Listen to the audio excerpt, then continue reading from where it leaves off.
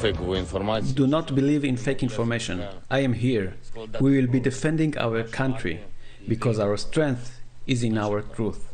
We will be defending our country. Glory to Ukraine. Welcome back. That was Ukrainian President Zelenskyy fighting to the bitter end as Russian troops arrived near his doorstep. Joining me right now to assess this fluid situation is the ranking member of House Foreign Affairs Committee, Congressman Michael McCaul, and the only Green Beret in Congress, Florida Congressman Michael Waltz, a member of the House Armed Services Committee. Gentlemen, thanks very much for being here.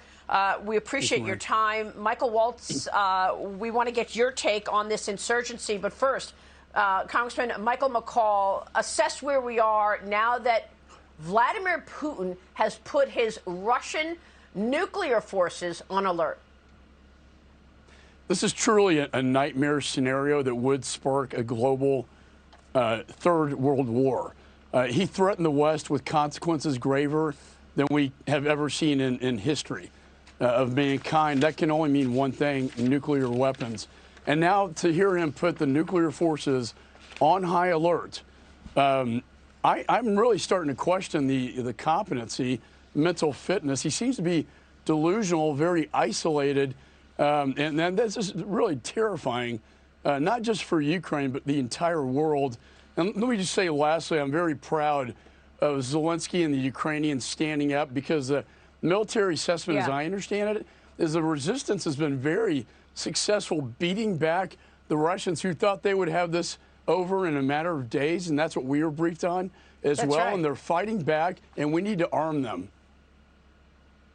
That's exactly right. And Congressman Michael Waltz, your thoughts on that? When we spoke over the weekend, you called him a modern-day Churchill.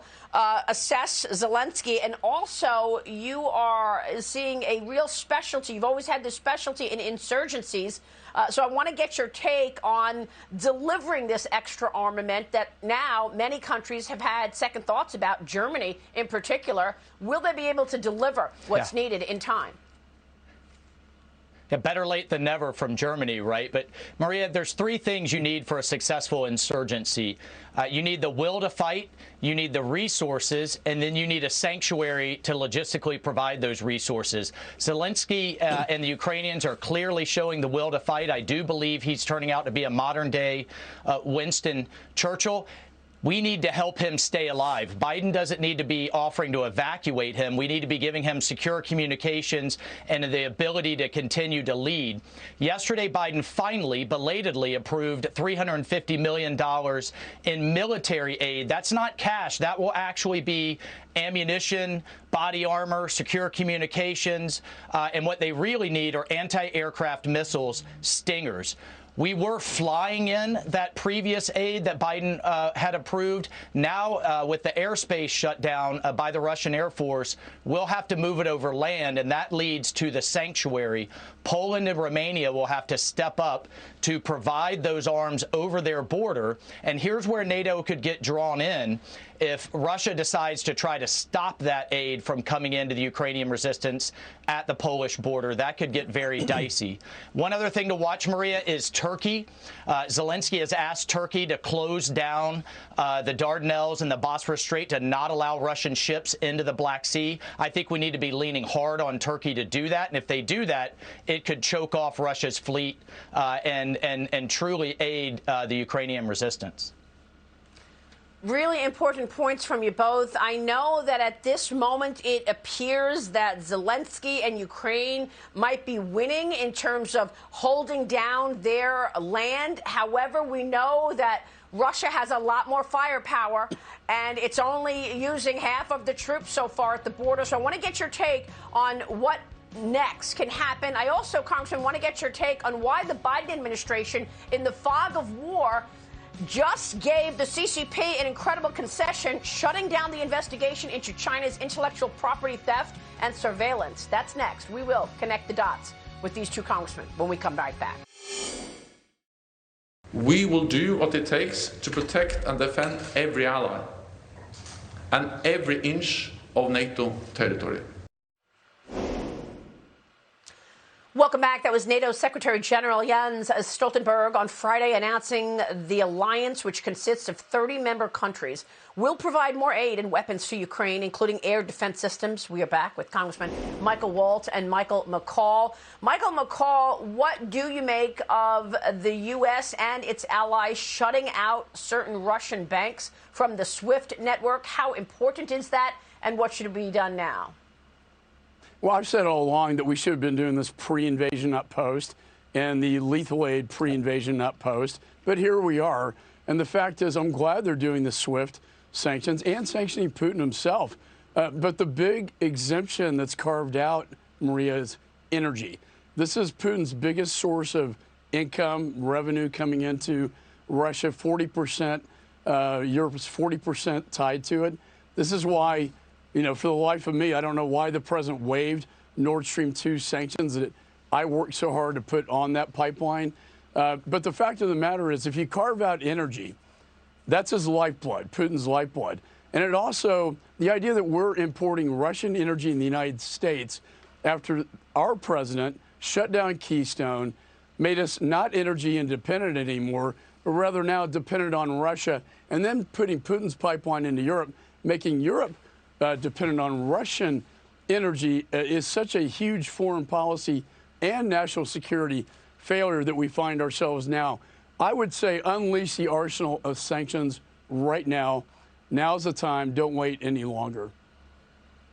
Well, I mean, Michael Waltz, it's so obvious for anybody to see how bad policy has resulted in terrible, bad outcomes. Your thoughts on why energy is exempted and why, by the way, has the U.S. increased its imports of oil from Russia? Yeah. Well, it's because Europe is hooked on is absolutely addicted and hooked on Russian oil and gas. And the irony of it all, Biden's Energy Secretary, Jennifer Granholm, admitted to me in a hearing it's some of the dirtiest form of gas in the world. So the environmental argument doesn't even hold up. But since the United States has moved away from Venezuelan oil, rightly, and since Biden then shut down U.S. domestic oil, we've become more dependent, with 7% of our imports now coming from Russia. We've actually doubled the amount of Russian oil and gas that we've imported in the last year. It's just unbelievable. It's unacceptable, and it's got to stop. And I hope Biden announces a reversal at the State of the Union, but I'm not optimistic. And Maria, why is Putin in yeah, go ahead. Why is he in Ukraine to begin with, right? Well, diminish, weaken NATO, legacy, regain the glory of the empire, but it's to control the Black Sea. He wants the ports, Odessa, Mariupol. He wants to control the Black Sea. That is energy, and that's what this whole thing is about. That's a great point. It absolutely is right, Congressman. And Michael Waltz, I want to switch gears and ask you about why the U.S., in the fog of war, has given the Chinese Communist Party an incredible concession here. The Department of Justice has ended the Trump-era China initiative following what they're calling concerns over bias. We have had a string of indictments of, academics, embassy staff, people who were getting paid by the CCP and sending intellectual property of America, even intellectual property that is used in our military, to the CCP. And now the DOJ shuts this investigation down. Can you explain this? Yep.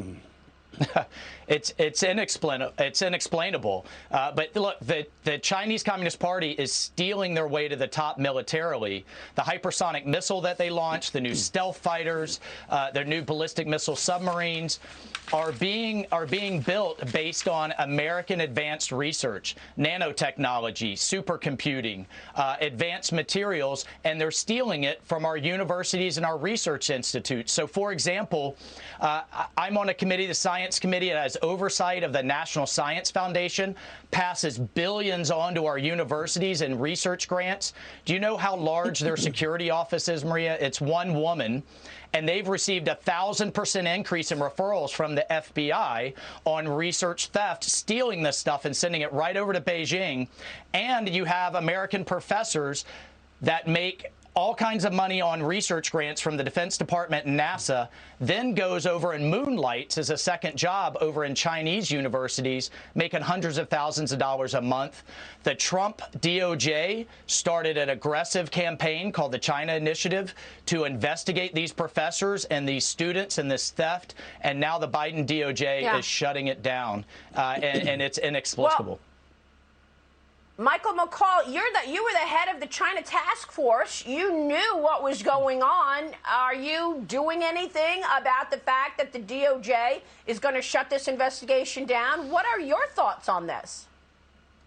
Well, it's not a priority for them, and they cite kind of this woke politics, political correctness argument for shutting it down. You know, I live in Texas. We shut down the Houston consulate for a reason. They were stealing intellectual property from universities, from scientists, from NASA, and that's what it was all geared towards. I was a federal prosecutor. I met with the Attorney General on this very issue. We had a lot of indictments coming down in the previous administration, and now we're seeing it drying up. Why is that? I have to ask that broader question.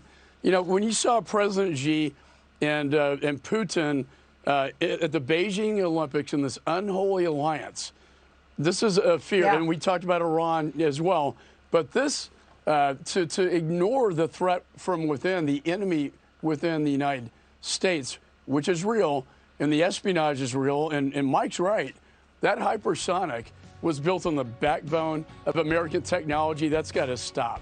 Yep. Unbelievable. Michael McCaul, Michael Waltz will be watching your efforts on this.